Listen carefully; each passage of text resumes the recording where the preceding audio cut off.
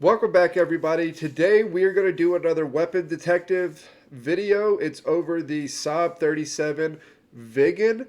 I'm sure I'm mispronouncing that. I said this in the last video that was looking at a Swedish weapons platform. The vowels kill me.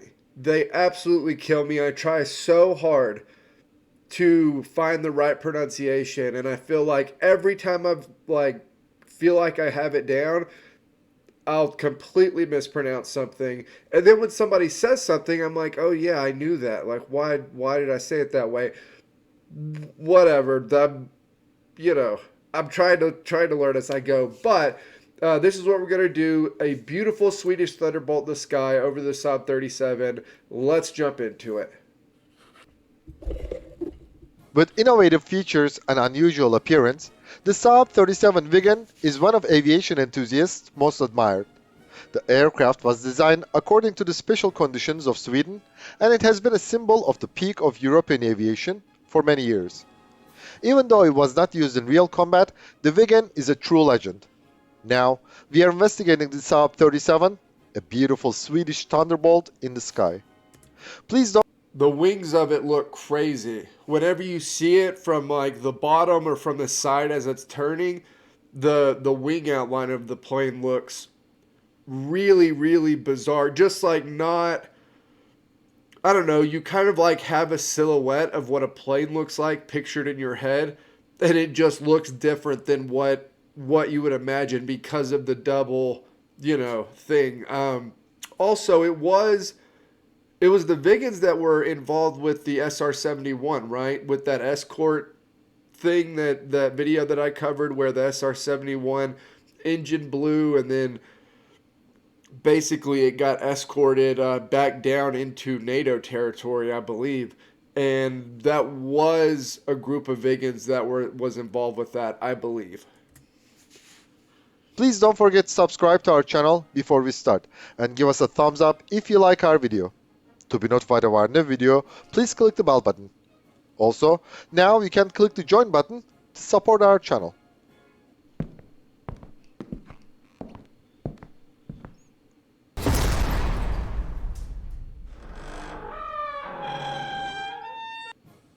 The Viggen was the fruit of the conditions which Sweden faced during the First Cold War. Stuck between the NATO and the Warsaw Pact, in the coercive atmosphere of that time, this country was determined to continue its neutrality policy. So Sweden decided to trust its aviation industry to protect its airspace independently. In 1956, the Swedish Air Force began to operate the indigenous Saab 32 Lansen ground attack aircraft. The Saab 35 Draken fighter interceptor followed it in 1960. During that time, the Saab 32 already became obsolete. In 1952, the issue of the replacement of the Lansen had begun to occupy the agenda due to rapid change in the aviation industry in terms of engine and radar technologies. Stockholm knew it well that neutrality could only be sustained through a robust national defense industry. However, having a strong industry was not sufficient by itself.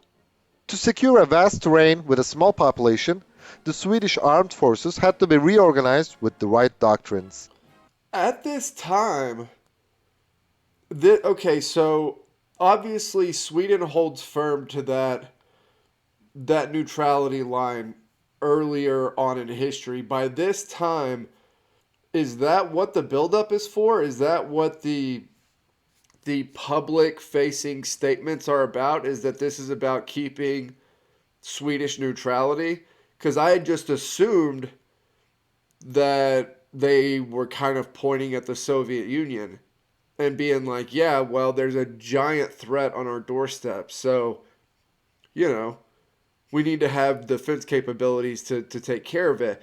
But it sounds, at least the way he's framing it, is that it's still a totally neutral stance where every side is, I don't want to say the same amount of threat, but neither side is preferred. That's right down the middle, like that sort of thing. Is that still the doctrine and policy of the time?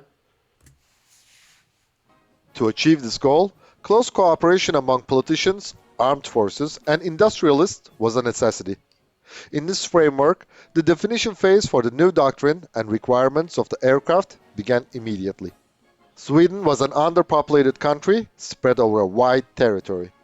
The Swedish armed forces relied on the conscription system to keep the number of soldiers sufficient. So, ground service for the new aircraft called Saab 37 Viggen would be conducted by the Swedish conscript airmen after only 10 months of national service. Also, the Swedish Damn. Air Force demanded a superior fighter jet to other Western and Eastern rivals of that time. To overcome numerical disadvantage, the Viggen had to have a higher sortie rate than its predecessors. After returning from its mission, it had to be refueled and rearmed rapidly near the highways. Also, the aircraft's maintenance and repairs had to be carried out quickly and easily in field conditions. So, Swedish engineers preferred an innovative design. Thanks to this design, the ground crew would enter the munitions fitted into the aircraft's central computer using a load selector panel, which would automatically choose the correct values for fire control, fuel consumption, and other calculations. The Saab engineers had been tasked with designing an aircraft which could not only fly at low altitudes with a high subsonic speed, but also reach Mach 2 at high altitudes. This seems like something not the height or speed, but the ease of rearmament and refueling and all of that. That seems like something that you would want to do regardless. Like obviously I can see the uses for it for a country like Sweden, but if push came to shove in any situation, you would at least like to have that availability, even if you're fighting in an area of the world or in a country that doesn't have the road systems you would need to land on or something like that. You would still think if you're going to create a plane of this sort, you would at least like that capability of landing on a makeshift airstrip, refueling, rearming quickly. You know, that sort of like they need to be up and down very, very quickly. They need ease of access, like all of that sort of thing. Like I said, it makes sense for why it's particularly important for like the military leaders of Sweden at the time. But I feel like no matter where you are, you would at least kind of like to have that to fall back on if you were to need it. At the time, the greatest handicap was that the knowledge of aerodynamics was not sufficient to develop an aircraft with such flight characteristics and short takeoff and landing performance. So, it was decided that the Viggen would have double delta wings for effectiveness at high altitudes.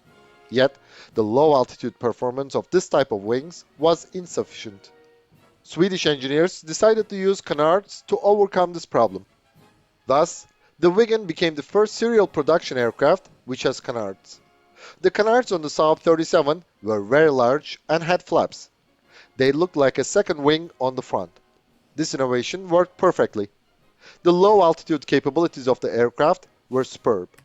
Interesting that was the reasoning for it. I mean, obviously I knew it had to be for something, but yeah, that's interesting. So it had the way it was like a normal design on it. It would have been fine at high altitude, but it would have struggled in low altitude. So that was the reason for the tweak. The canards were also useful to answer another demand of the Swedish Air Force. In a possible Third World War, all air bases would be attacked and destroyed in a short time at the very beginning. So, the new aircraft was supposed to use Sweden's wide highway network. Thanks to the canards, the Viggen had a good low-speed handling at low altitudes. Yeah, so this was the same basic idea for the US interstate system, the interstate highway system. The idea was that theoretically this could be used during a wartime. I don't know when that stopped being the case because if you look at the interstate systems today, a lot of them would not be usable in a situation like this. But initially, at least in theory, that was part of the demand. This capability was also useful for short takeoff and landing. Besides, another innovative technology, The thrust reverser was applied to the aircraft to ensure the desired short takeoff and landing criteria. The thrust reverser was providing deceleration through the temporary diversion of the engine's exhaust. So, the produced exhaust gas was being directed forward rather than backwards. The Saab 37 could be operated from 500-meter airstrips or highways. The landing Pretty gears were short. highly strengthened. Each leg of the landing gear held two small wheels, which were fitted with anti-skid brakes and placed in a tandem arrangement.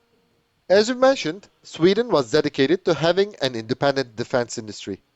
But there was a side effect of this. The low amount of production caused high unit costs.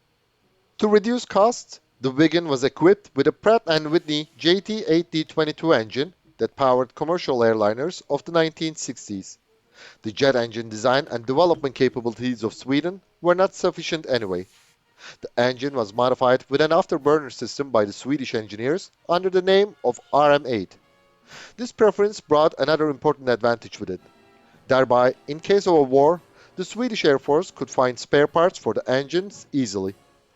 During the study phase, Yep, makes sense. Again, it's one of those things that I could think of a lot of countries that would be relatively beneficial for if a conflict were to break out. the staff of the Swedish Air Force were unwilling to abandon the existing underground shelters which had been constructed for smaller aircraft. So, engineers offered a simple solution. The tail of the Viggen was designed as foldable, so the aircraft could be stored and operated from these shelters. Wait, what are these shelters? Where are they? How many are there? So what all? Okay, this just opened up a whole can of worms.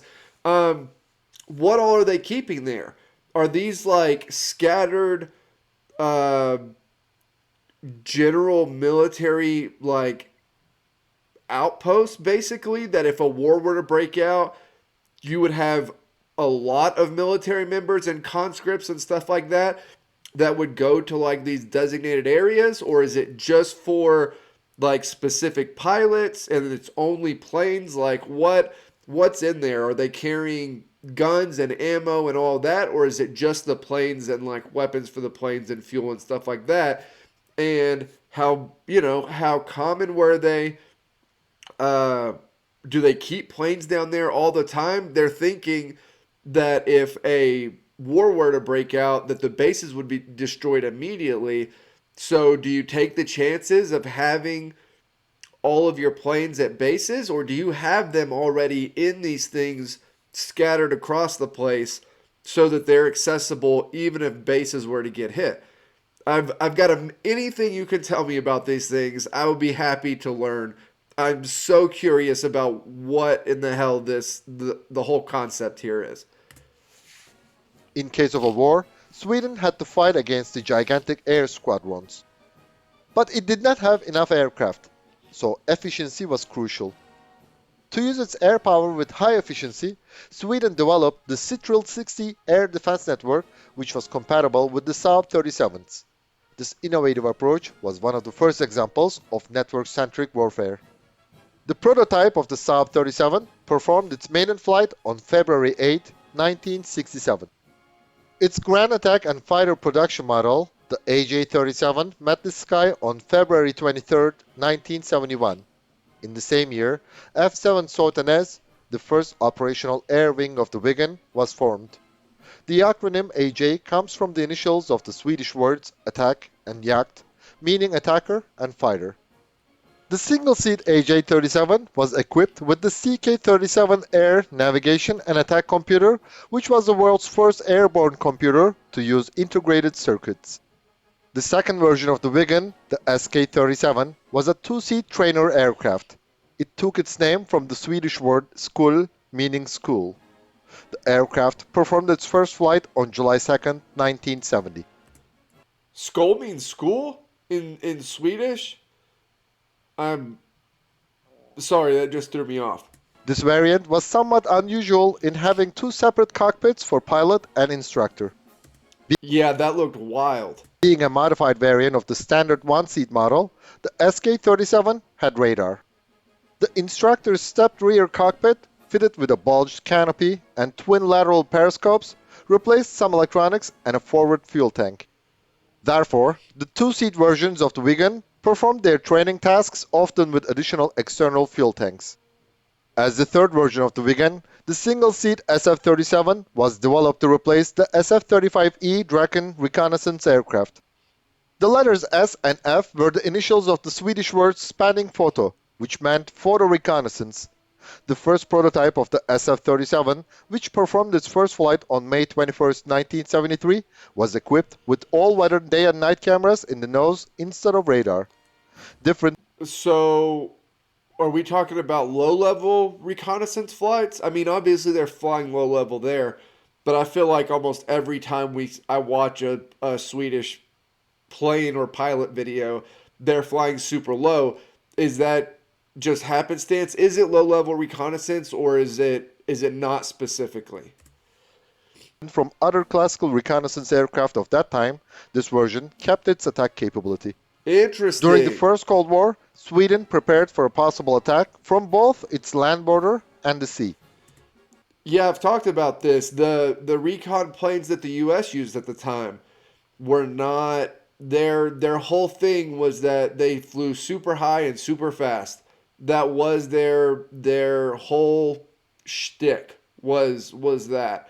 And so yeah, if they got into some sort of fight, they were just out of luck. Like the defense was that you could outrun everything, and your offense was your defense. So that was, But observing the military activity on the sea, which would be a signal for an invasion, was not easy, because NATO and the Warsaw Pact were continuously conducting large-scale exercises and routine combat training flights. So, to observe naval activity and respond to a possible attack from the Baltic Sea, Sweden also developed the single-seat SH-37, which was a maritime reconnaissance and strike version of the Viggen. The aircraft performed its first flight on December 10, 1973. The letters S and H refer to the Swedish words spanning havsövervakning, meaning maritime surveillance. Fitted with the Ericsson PS-371A surveillance and attack radar, the SH-37 was also supported by RK-840 reconnaissance camera, which recorded radar images. The last version of the Viggen, the single-seat J-837, was an interceptor. It was developed as the replacement for the J-35 Draken. This model performed its first flight on November 4, 1977. The aircraft was equipped with a stronger RM-8B engine, Ericsson PS-46 radar, and multifunction displays. Different from the early models, the interceptor variant was painted sky blue. Although it had a single engine, the J-837 could climb higher than the best interceptors of the time, like the twin-engine F-14 Tomcat and Su-27, whose NATO reporting name is Flanker. Yep. The lengths of the AJ-37, SH-37, and SK-37 were 16.3 meters.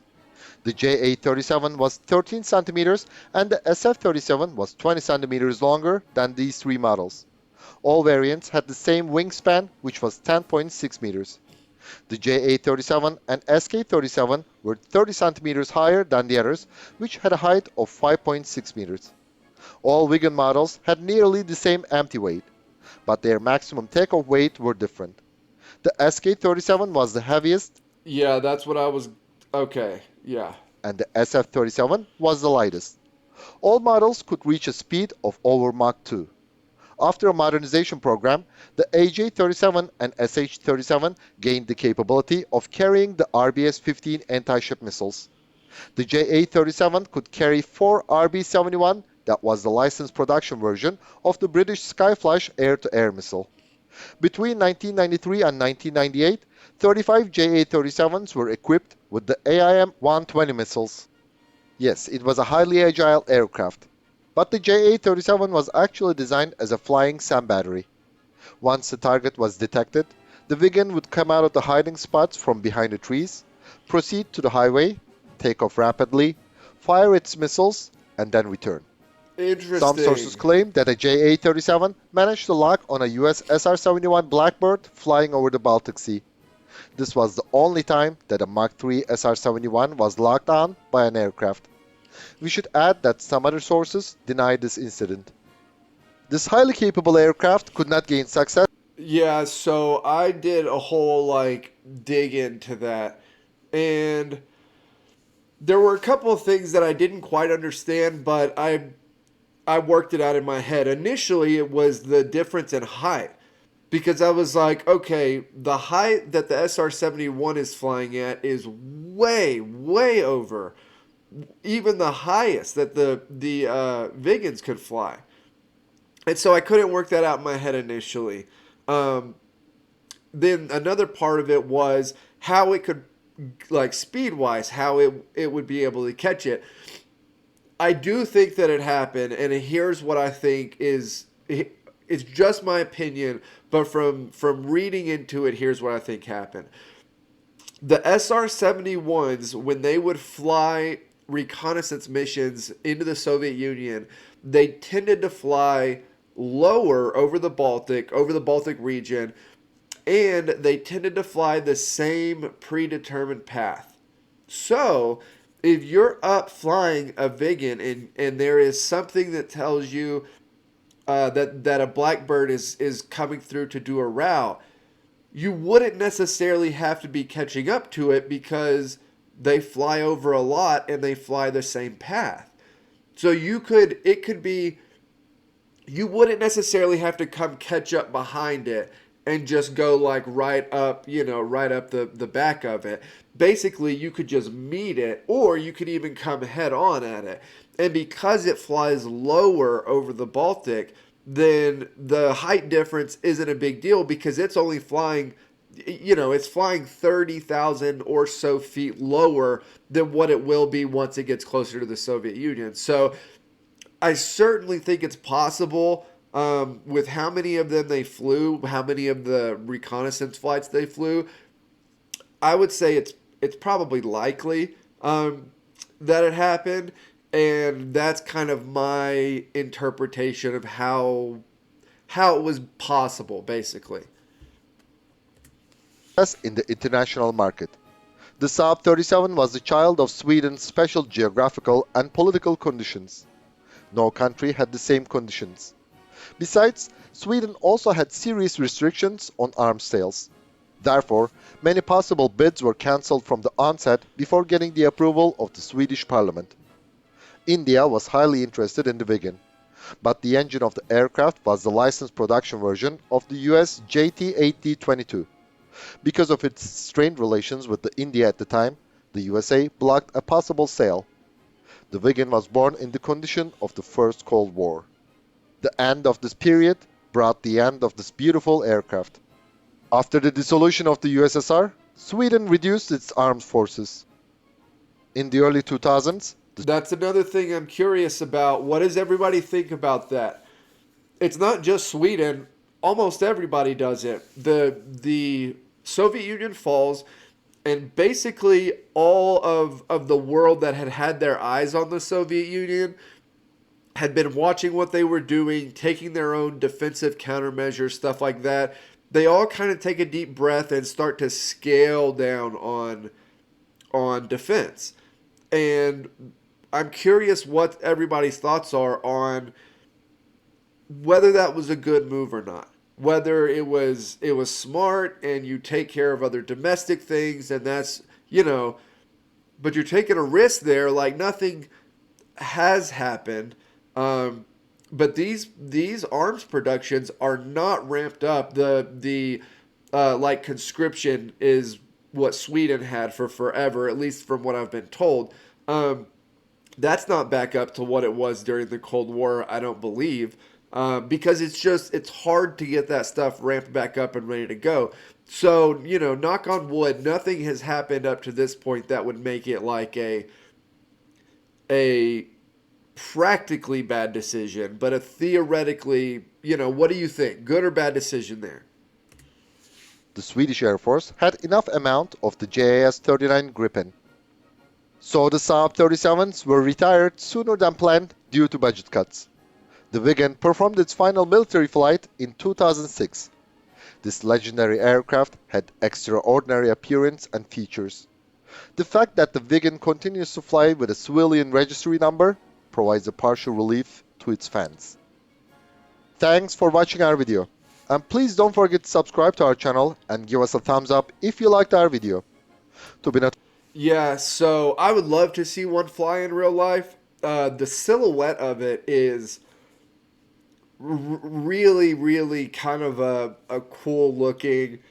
I don't know. Every time, like I said, from the bottom or from the side, the outline of the plane is just cool because of the crazy looking design for the wings. So yeah, really cool video. I'm curious, especially about the underground hangar thing.